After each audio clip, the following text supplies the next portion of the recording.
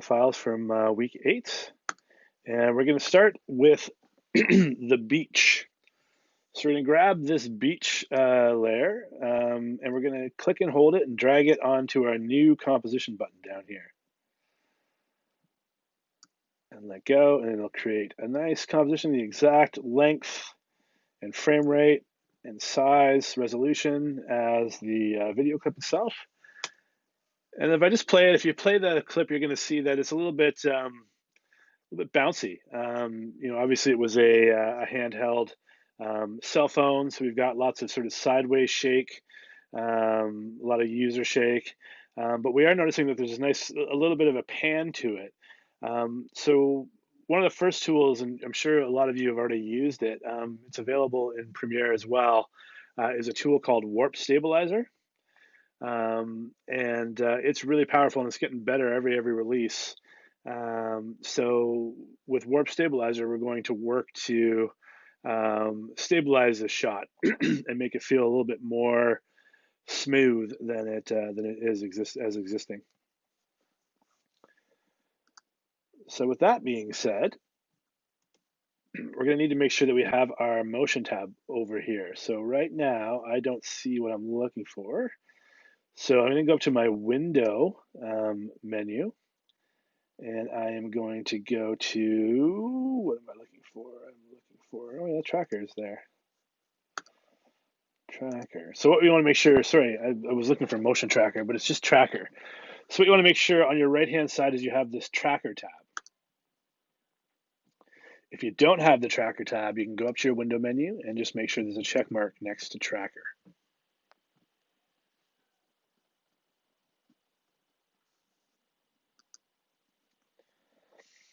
Okay, you're going to see this has a whole bunch of different features. So we can do camera tracks, we can do motion tracks, we can stabilize motion, and we can use Warp Stabilizer. And that's the first thing we want to use is our Warp Stabilizer on this beach footage. So it's just a matter of the beach is highlighted. We go over here and we click on Warp Stabilizer, and it's just going to do its thing.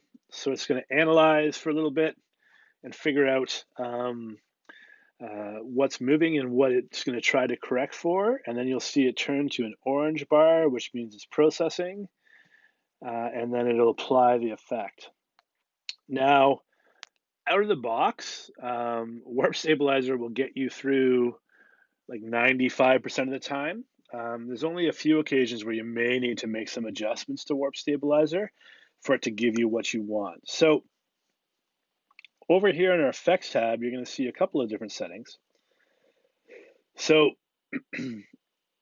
this one here, right now it's set at smooth motion, but if we scroll down, it also has an option for no motion. So smooth motion, you would select if, and we are selecting in this case because we have a bit of a pan, as inadvertent as it was, a bit of a pan that we want to try to keep, but we want to get rid of the side-by-side shake. So we're going to use smooth motion.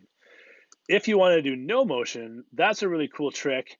No motion makes it look like a tripod shot or a locked off shot. It will actually go in and figure out how to completely stabilize it so it looks locked off.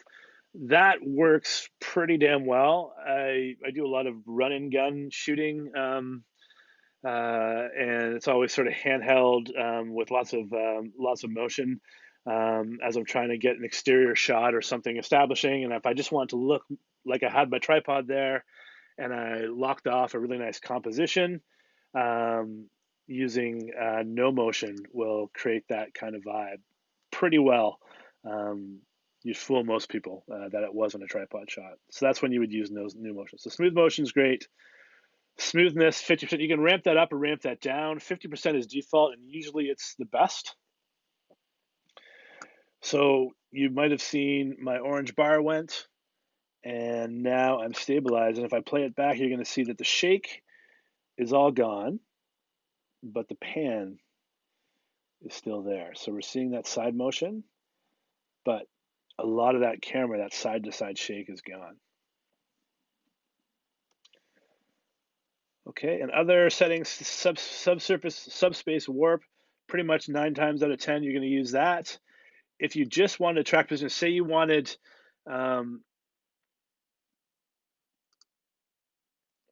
say you were doing some zooms or some pulls or those kinds of things, and you just wanted to stabilize the position. If it was just side-by-side shake, you might go to position. Perspective, I think, is more from when you're using from a camera point of view. If you want to sort of shift the perspective, I've never ever gone there, so I don't know. And then position, scale, and rotation is kind of the old way of doing it, and it's very similar to what subspace warp does. And really, it just looks at your position, the position of your frame, and the objects in your frame, the scale of your frame, and rotation, and how it smooths out motion is it will find those sort of key parts of the frame and then adjust just using rotation to stop that camera shake. But when it does that, obviously it's gonna reveal, like if we were to rotate this, it's gonna start revealing back here, or over there, over here. Now, this is extreme, obviously. So in order to get rid of that, as it's making the rotations to adjust for that camera shake to stabilize, it's just zooming in a bit to fill up that space from your rotation. And then there's a whole bunch of, you can stabilize only, you can stabilize and crop, and that would mean that it would zoom up the image and crop it and just sort of keep it within the frame from its rotations. And that's the auto scale as well. And then if you got in a spot where you didn't want it rotating or you didn't want to scale your shot, you can synthesize edges, and what that does is it just adds a little bit of duplication on the edges to create just sort of clear that effect for you. Any questions so far? Does have everyone's computers stabilize their footage for them? Amazing. So fast with the class of 6. All right, so that was part 1 of 3. Now that was the easiest part. So the next ones are a little bit more tricky, but we got through that one, so that's great. So now I'm going to go back to my project tab, and we're going to grab the bridge. And I'm going to click and hold on the bridge, and I'm going to drag it onto my new composition button as well. Because again, we just want to make a shot that works and is the exact same resolution. And this is a wonderful pan to the Golden Gate Bridge.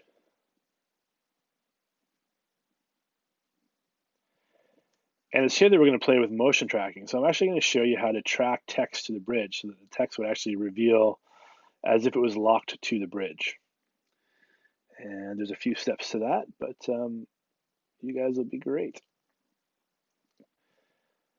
So you're seeing that for the first 3 seconds or so of the shot, we've got this pan, and then the camera comes to rest. So obviously we don't need to track any motion from here on out. Where we do need to track the motion is when the bridge is moving in frame. So I'm just going to get to where the camera comes to rest, framing this bridge. So I'm at around the 3-second mark.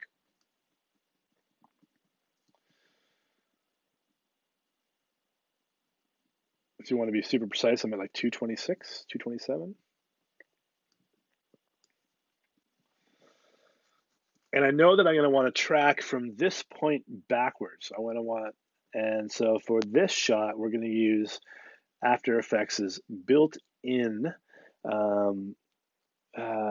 motion tracker. So we're here on the bridge. We've got our bridge. Our camera has come to rest, and we're looking at the bridge here. And we're going to click on the Track Motion button. And that's going to make a new layer tab for us, and it's going to create this track point. And it's going to drop it right in the center of our bridge. Now 8 times out of 10, this works flawlessly. 2 times out of 10, it turns into a crappy track. I'm not so much going to judge you on tracks, so if there's a little bit of jitter, I'm okay, and I won't take any marks away. But we'll try to set this up together so that we get a successful track. So I've zoomed in a little bit just so I can see my square, and I can actually I want to be careful. I want to make sure that I grab in between these two squares, because if I grab on the outside, it's going to scale this outside square. If I grab the plus here or the crosshair, it's going to move that in frame. So I just want to kind of be careful to get the cursor in between the two squares. And you'll see I have the multi-directional arrow here. And I click and hold, and I can actually now, and you'll see that it's zoomed in. So it's actually zooming in on the details, and it's helping me place that crosshair, that X. So I want to actually go here, and I'm just going to start dragging it up to get it to the top of my bridge. And really, to get a successful track, what you want to do is you want to make sure you've got an area that has lots of dark and light stuff. So if I go in here a little bit, in the shoulder here,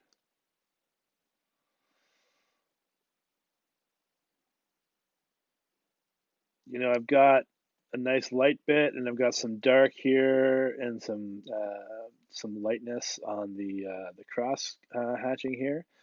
So it's giving the tracker a bit of room to work, and giving it a nice range of tones, so that it can kind of do its best at gauging what kind of track we're looking for.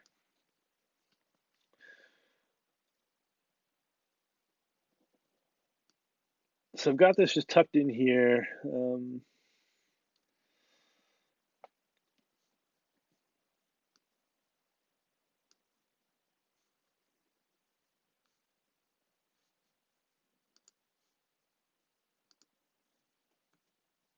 right, so just right up here, somewhere in the corner. And there's some other things we can adjust too. So we've got this inside box. So the crosshair is sort of the point of interest. So it's where you would put the center of where you're trying to track. So in this case, we're here where the light sort of meets the dark of the bridge. This is the primary search area. So this square sort of expands the area a little bit. Sorry, one second.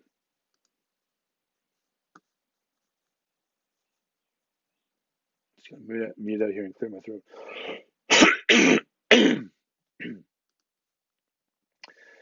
So this is the primary area it's going to look in, and then this square here is the secondary area. So we can make adjustments. So I can actually drag this square out a bit to get a bit more. But what we want to avoid is this blue of the sky, because that's not really moving. So it's not going to give us any information. But what I can do is once I get it sort of widened out here, I can actually take this, and if I just grab on the edge of it, I can drag this box over a little bit.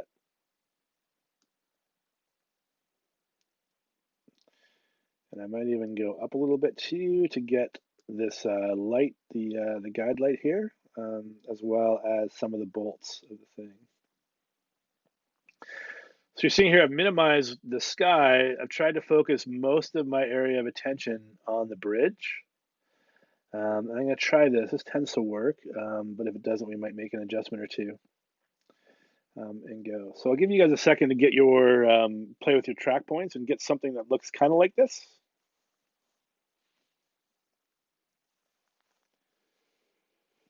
And we'll see if we can't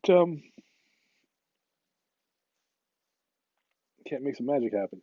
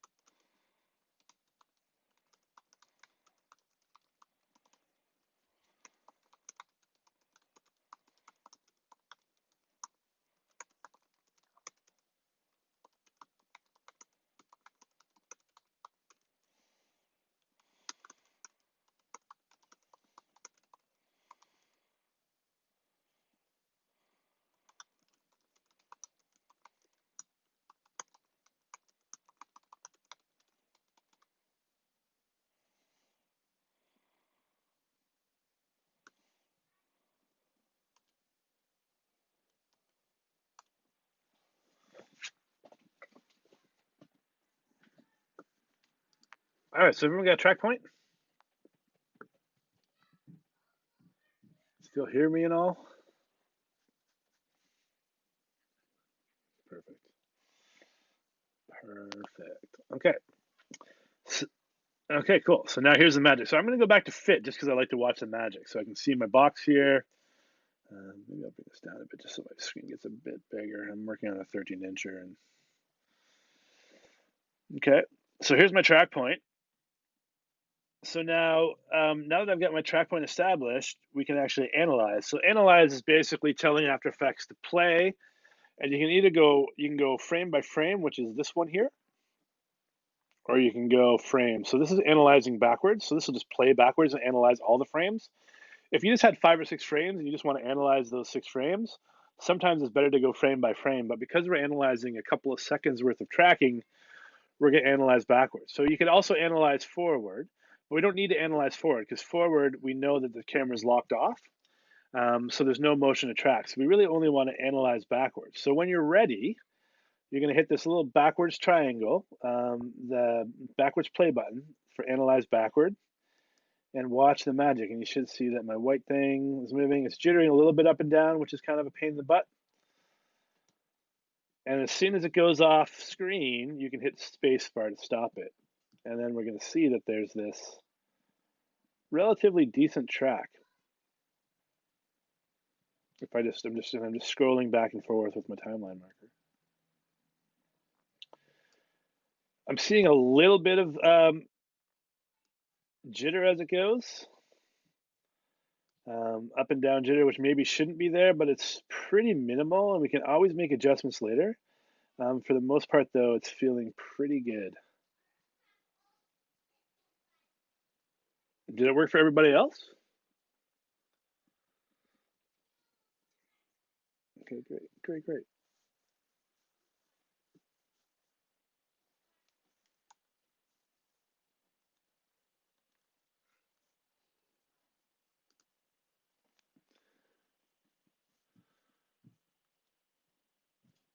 Elisa, you doing okay over there? Is your computer?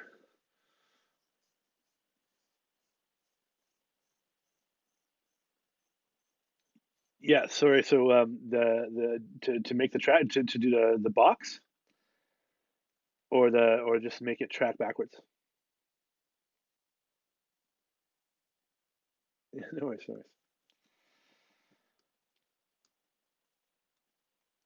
So yeah, so once I have my track point, I'm in the vibe here. So once I have my track point, so you have your track box set all set, Elisa? Okay. Then you just hit this play, this analyze backward button, and it'll just do its own thing.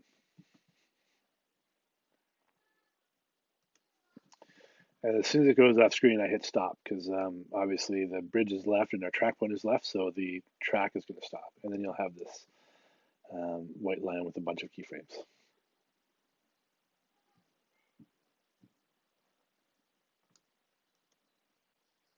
No problem. Okay, what's that?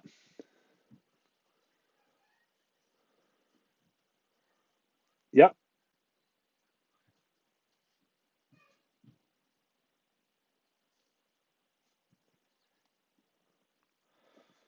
Oh, so you did the track back? Do you have this white or this option here? Did you make your line yet?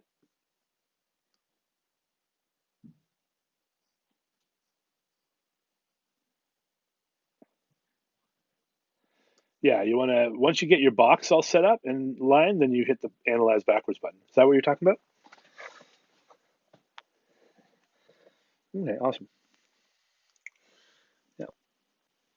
So now what this has done is it's basically gone frame by frame as it's played back and tried to track that point that we told it to track using the crosshair as its main point of reference, the inner box, which gives a little bit more specific direction to it, and the wider box. And I ended up getting a pretty good track. It's a little jittery up and down, but that's okay.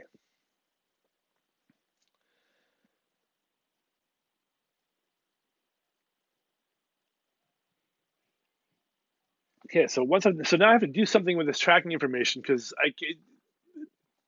I need to assign it to something so that we can use it to our advantage. Because what we want to do is we want to use this tracking information and be able to lock a text to it. So what we do in that situation is we use a thing called a null object. And null objects are awesome little tools. You'll find you use them a lot. And they're basically just an empty placeholder that will allow you to um,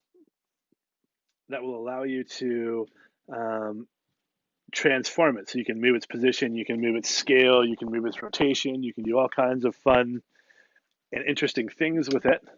Um, and you can also lock things to it. So you'll find if you're starting to get into using cameras in After Effects in 3D space, oftentimes what you'll do is you'll link a camera to a null object or parent it to a null object, and then you'll be able to move that camera as if you were sort of moving it around by hand. So in order to make a null object, we're going to go up to Layer New. So our layer menu into New, and then we're going to go Null Object. And that's going to pop a null for us here.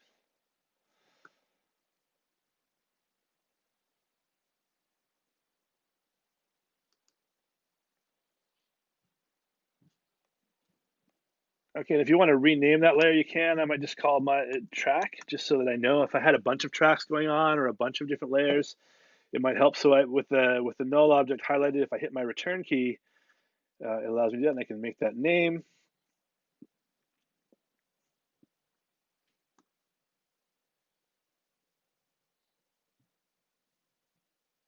Okay, so this null object is going to allow me to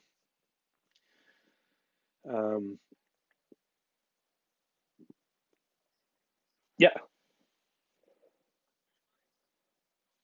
yeah. So layer, new, this one here. So it's the fifth one down for me.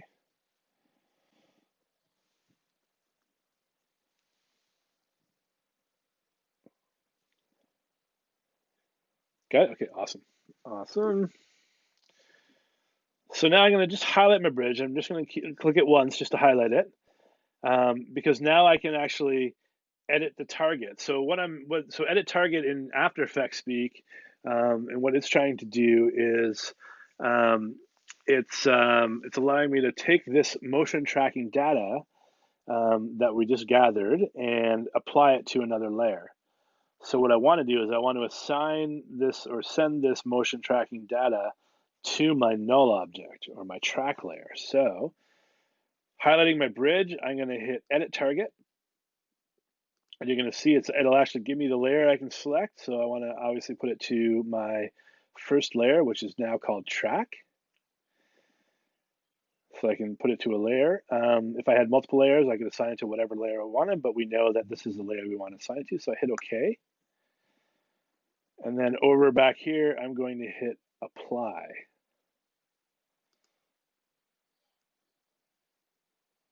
And then I want to apply X and Y. You can apply just X if you were just doing a horizontal track, or Y if you're doing a vertical track, but we want X and Y for this one. And I'm going to hit OK, and now you're going to see that when if I highlight my track line or my null object, that now these key points, these keyframes have been applied to my null object. So you should see a red box. Some of you may see a red box down here. Most of you should see a red box up here. And then if I was to highlight my track layer and hit U, I could see that all of these keyframes have been applied to the position. And these are all the keyframes that the tracker picked up.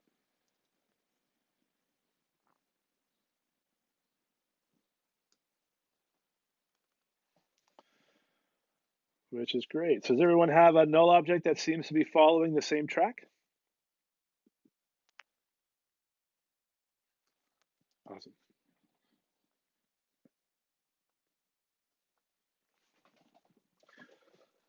I'll give everyone a minute.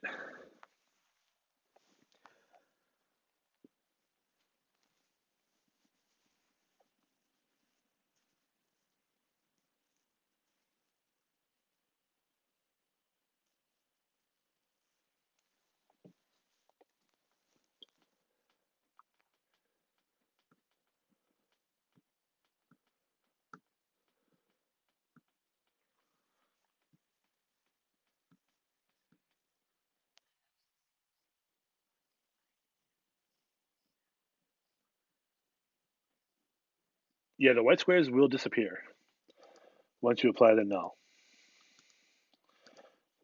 When you have your null or your track layer highlighted, Lisa, do you see the red square and the dots? Okay, so that's all that matters. The white squares will disappear because we've now taken them and made them real by applying them to the null. So as long as you're seeing something like this as you scroll back and forth, it'll disappear when you just hit play. But if you just grab your timeline and if you scroll back and forth, then you're going to see it's going to move along with the motion. So I think you're okay, Lisa.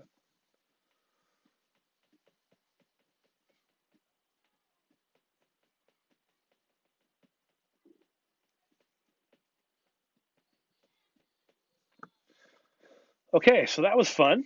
So now we've got tracking information attached to our null. So what if we wanted to track some text to the bridge? Again, look, it's funny, more text, something that you might use in a credit sequence. So we want to track some text to the bridge. So now I am going to create some text. So I can go up to my text tool, and I'm just going to click over here somewhere and think of something clever. Maybe I'll write what my 5-year-old called me today. You guys ready for this? He's about 2 generations off, but this is what he said to me today when I was asking him to do his schoolwork. He did. Oh, YouTube. Yep. Babysitting our kids while we work a full-time job. And they get all kinds of fun terms. So yes, so that's what he looked me dead in the face and said, "Okay, boomer." And I'm like, "That's your grandma." And you can choose. I know it's funny. Right? Any word you want, any series of words. You can choose whatever font you want. Just want to show you how you could link it to text.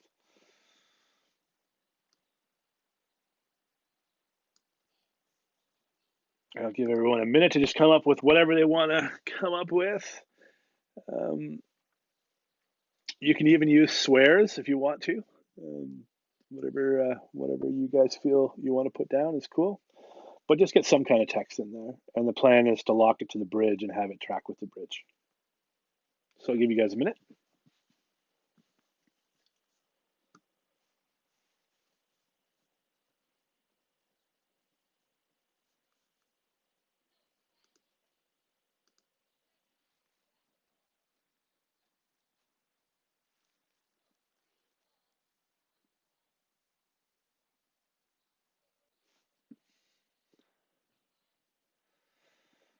And when you get your text, I'm just going to move my text. So now that I've got my text all set up and I've got a nice color that I like, you can get fancy. I could click on my eyedropper tool and get the color of the bridge so it matches the Golden Gate Bridge if I wanted to. Yeah, maybe I'll do that. That's fun. Or I could match the lake color if I wanted to. Eyedropper is really cool. You'll find if you're designing titles, especially if you've got like really intense graphic titles and you've got like a really cool color palette,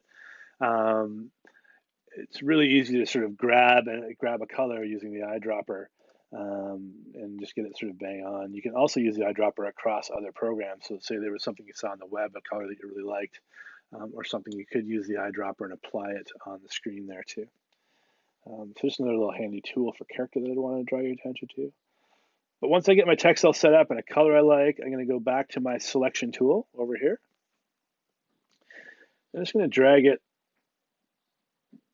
maybe up here, so it's just tied to the top of the bridge here. Yeah, that's pretty cool. I'm pretty good with that. I'd like you to keep your titles on this side of the bridge because I want to show you how we're going to manually do a little bit of the move. So anywhere on this side of the bridge, you just want to kind of, obviously we want to create the effect that this title is locked to the bridge. So we can just sort of, whatever you guys like.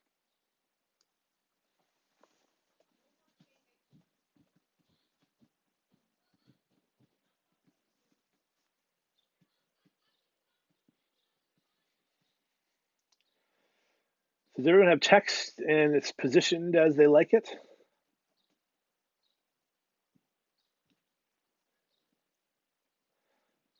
Awesome, awesome. So now we can parent our text layer to our null or our track layer. And so you should see parent and link here. If you don't, click on down here, toggle switches and modes. But I think parent and link sits on both views. And I'm just going to use this little pick whip here. So I'm on my text. I've got the pick whip, and I'm going to drag to the track. So now layer number 2, the track layer, is parented, or my text layer is parented to it. So now as I go backwards, you're going to see that the text now goes backwards as well. So it's parented it to the motion track of the bridge. Now you'll notice, because you guys are all have exacting eyes,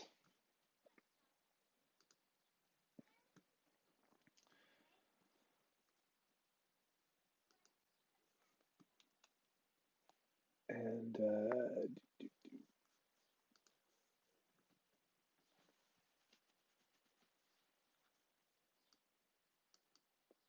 sorry, just got Teams message there. Now you'll notice that mine jitters a little bit, and maybe it shouldn't be the track. You can see there's a little bit of sort of up and down on my text.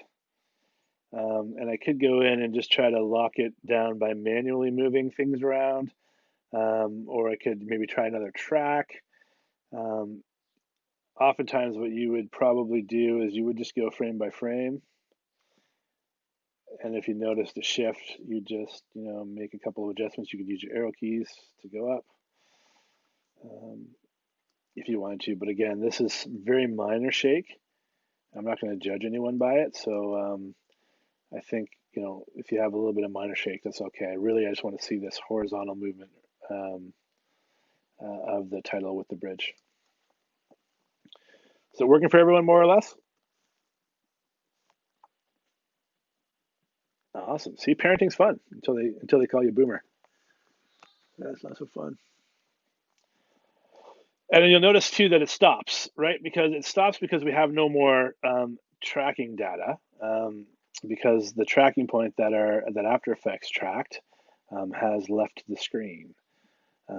So from here, we're going to have to sort of manually do the rest. And I'm thinking that it would just kind of come on with the bridge. So it would start from off screen, and it would come with the bridge. So we're just going to basically move it manually from the point that it stops.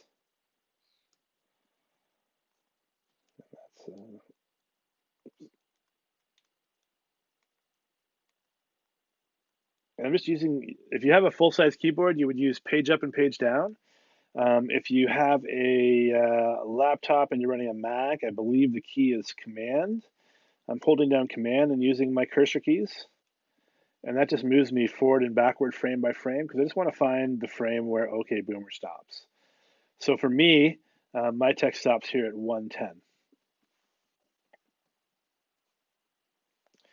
Because what I'm going to do is I'm going to delete all these keyframes in front of my timeline marker because they're basically all the same keyframe because Motion Tracker lost it lost its track point because the bridge went off. So it just put in these dummy keyframes. So if I zoom in a little bit, I know this is the last keyframe I have motion on.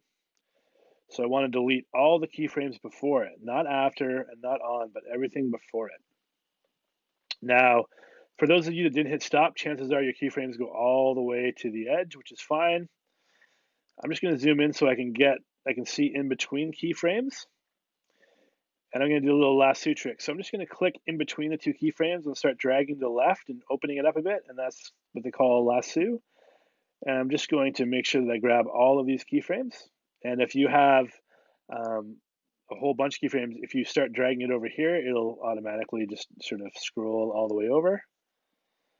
And just make sure that all the keyframes in front of your timeline are blue, in which case you can hit the delete key to get rid of those keyframes. Because what we're going to do is we're actually going to manually enter a keyframe here now to sort of complete the illusion of text being tracked to the bridge.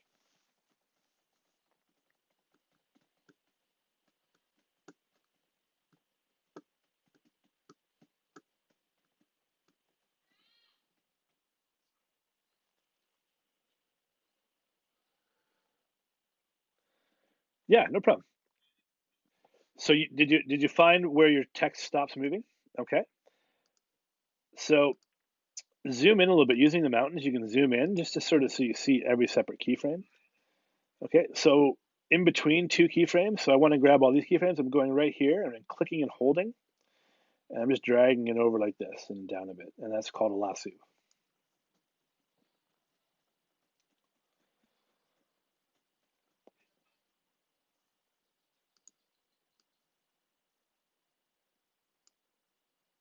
So you're clicking in between the two keyframes, or you're clicking on the keyframe. Make sure that you're in between the two. And I'm dragging over, but I'm also dragging down a little bit just to kind of create an area that captures them. Is that working? Okay. Here, you want to share your screen? Yeah, let me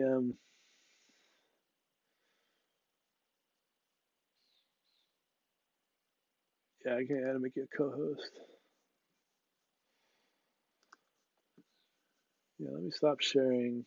Can you share? Do I have to tell you? Do I have to give you access to this sharing here? Okay, Bruce, you want to try to share your screen? That's good. Yeah, I can. Okay. Oh, interesting. And that's your is that your track layer? Yeah, it is track, eh? Okay, yeah. Yeah, for sure.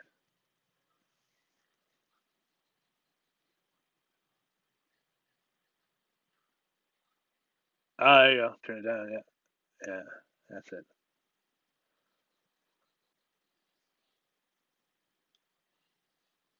I think you're good. Yeah. Oh yeah, you delete the whole thing. Yeah, no worries. Thank you for the assist, sir. Appreciate it. Love that. Love it. I was gonna say that too, by the way, just so you guys all know.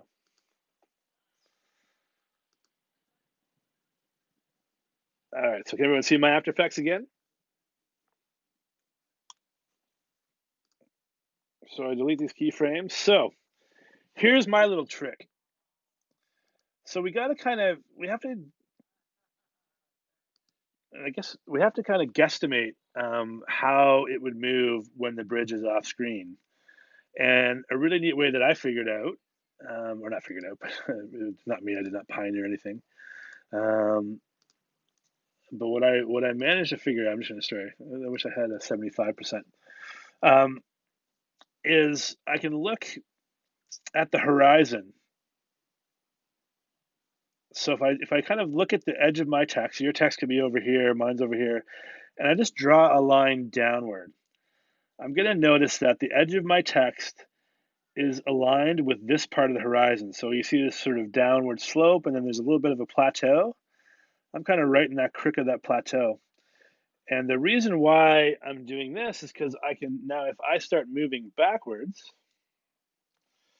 so let's see, I'm right here, I figure. If I start moving frame by frame backwards, you're going to see that part is moving. So if I know that my text is aligned with this dip here, I know that at this point in time, my text would be over here. And I'm just basically, so I've got my, show you another thing here. You don't need to do this, guys. I'm just going to show you just to demonstrate. So you can go to your view and show rulers, and then what you can do is you can actually drag a guide here. So if I take this blue line here and draw it straight from my edge of my arc here, I can see that this is where I am on the horizon. So then I know that I can just go frame by frame until that part of the horizon, or that part of the mountain, is out of frame. So there's my slope. So I know when that part of the mountain is out of frame that my R was lined up to, and I just moved my timeline over there, I know that I can now make that adjustment in position. So I can grab on, make sure my track layer is highlighted. I can grab right in the center of my red box, my null object. Oops. I'm going to zoom in a little bit. Whoa.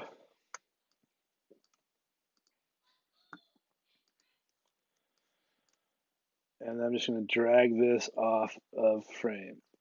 And I'm going to move it up a little bit too, just so that it sort of follows the same arc. I'll go back to fit. So what I did is I just estimated by looking at where it is matched on the horizon, and I've created a manual move. Whoa. A manual move for the start of my text reveal.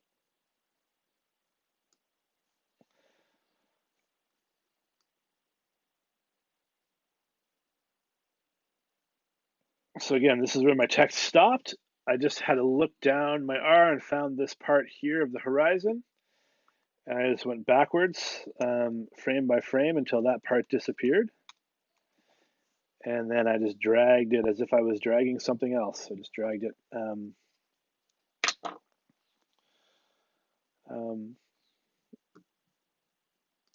Just dragged it out of frame. Let's go down to 50. And that gives me a pretty good speed match for the reveal of my text.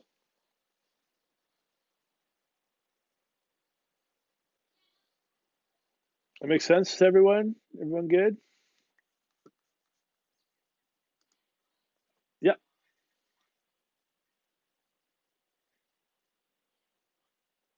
Oh, the rule, the to make the blue line. Yeah, you don't need it. I was just doing it for demonstration purposes. But what if you did want to use grids, these are really good if you're laying out text and stuff like that. So you want to go up to your view menu and hit show rulers. And then you can literally click in the ruler and just drag down all kinds of lines. So if you're trying to line something up, it's a really handy thing to have. I was just using it for, and if you want to get rid of them, you just drag them off. I was just using it more for demonstration, just to show you.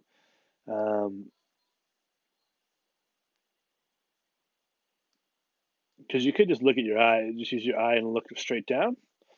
But I just wanted to show you that that's kind of how I made the decision as to how many keyframes or over how many frames I was going to have the position move.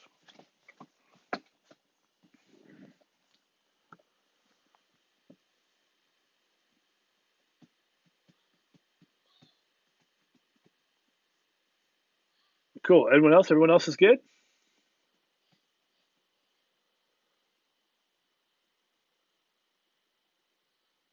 Awesome. So I need to get a little something for my throat. Maybe a scotch. um, let's take a 10-minute break. Let's be back at 7:08 because that's a fun number. And we're going to do the third part of this assignment, and then that'll be it. And that is we're going to use Mocha, which is a plugin that comes bundled with After Effects and is a really amazing motion tracker. I'm just going to show you how to do a basic track in Mocha. So without further ado, I shall be back at 7:08, and I look forward to seeing all of you here at 7:08 as well.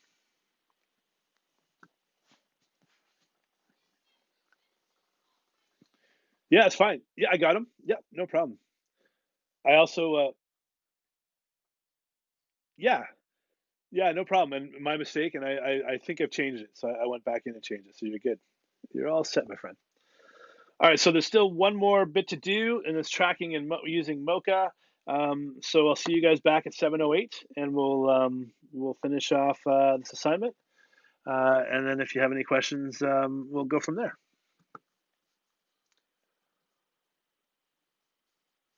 Okay, guys, we'll see you back in 10.